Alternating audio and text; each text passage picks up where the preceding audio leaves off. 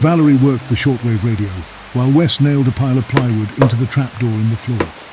The worms were rising up so fast that they'd buried the lowest trunks of the oak trees and all the branches and first-story windows of each neighboring house. The man kept pouring gasoline out the window and setting them on fire as they rose higher and higher. The scent was terrible, wretched. Thousands and thousands of those red squirming things going up in flames. It was almost as if you could hear all their screams in the blast of the fire, but they couldn't scream, no, and only a terrified mind could hear one. "We're almost out of gasoline," the man said to Wes. "Darn it, we're running out of time. They're rising too high and too fast." Suddenly, a loud blast of sound pounded the air.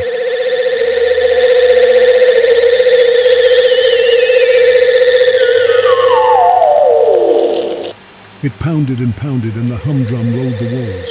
It was a loud moaning and droning, as if from an amplifier as large as a cloud or as large as the moon. The noise kept droning on and on. The three of them covered their ears with their hands. The droning sound was loud and strange, a sound none of them had ever heard before. "Wes, Wes!" the man shouted. "Get over here and look." "What?"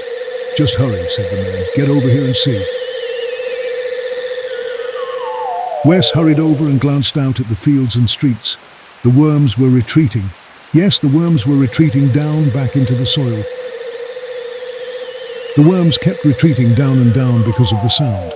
It had to be because of the sound, because the worms were retreating into the soil until all of the soil became brown mush and mud, and not a trace of any worms were left. None except for those that had been lit up by the gasoline and fires, or had been smeared over by the fallen debris of trees and branches. "What happened?" the man asked. Just then a voice came over the shortwave and said the military had used some sort of sonar pulse weapon to repel the worms. The weapons were being used all over the world to repel the worms, to offset that awful vibration from the rings of Saturn which had finally passed beyond the Earth and left all of humanity safe. And the shortwave said that these unprecedented solar flares were also finally at their end, and that everyone could begin to recoup and recover from whatever the hell had just happened in every corner of the globe. That was a relief. The three of them glanced at each other. Valerie fell into Wes's arms and hugged him tight. She didn't have to say a word, and neither did he. The other man grabbed the hammer and went to work unhinging the plywood Wes had nailed in to secure them safely.